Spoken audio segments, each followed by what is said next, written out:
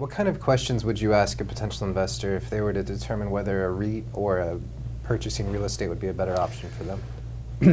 Well, I always like to ask an investor to be clear on what your objectives are. I guess there are two elements to this. One is be clear on what your objectives are, and also know what your tolerance for risk is. Typically, as I talk with investors, broadly speaking, they seem to fall in two camps. You know, the older investors who are getting closer to retirement are especially interested in getting high cash flow real estate. Those who are younger and have a long investment horizon ahead of them are interested in the overall return on their real estate investment. So they're going to be concerned about, you know, not just cash flow, but appreciation. They may be more inclined to leverage and use debt to enable them to acquire more properties, and they get a higher internal rate of return when they do that. So if you're an investor, that's the first thing you need to figure out is, you know, why am I considering this investment vehicle? What is my objective? The other question has to do with tolerance for risk, because if you invest in real estate, you do need to have enough education about what you're investing in so that you don't do something that's going to be very costly if you make a mistake. Now, generally, again, as we talked about REITs earlier, you can invest in REITs, and the REIT will say, oh, well, we invest in medical office buildings, or we only invest in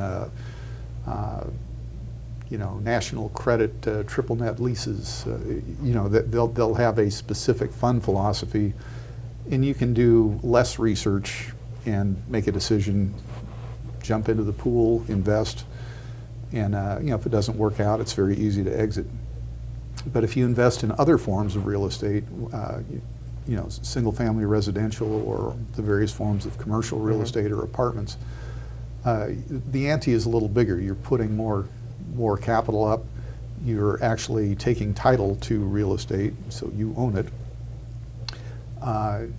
And you need to make sure that the asset is being managed correctly, so you've got to make sure that you have the right property management in place and so on, you know, to make it work.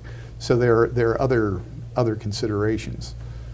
Now, the good news is that, well, at least in single-family real estate, there are companies, for example, my own Meridian Pacific Properties, that actually do a lot of the legwork on investing in single-family homes, so that our investors don't have to burn the time doing that. So you know, our company studies the different metro areas around the country. They look for which metro areas in the U.S.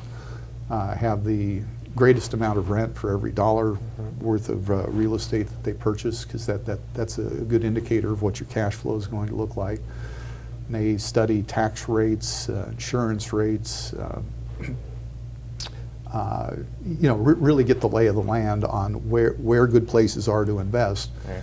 But then they go two steps further. The next step is, once you've chosen the metro area, you have to pick the right zip codes and the right subdivisions, because some are terrible places to invest and some are great places to invest, and you need to know what makes a place, you know, great or substandard. So you know, Meridian does that, and then the third piece of the puzzle is property management, because property management will make you or break you. You can invest in the right city and in the perfect neighborhood and the right house in the best condition, but your property manager, if he or she's not on the ball, I mean, they're just not going to have a good investment run if that happens.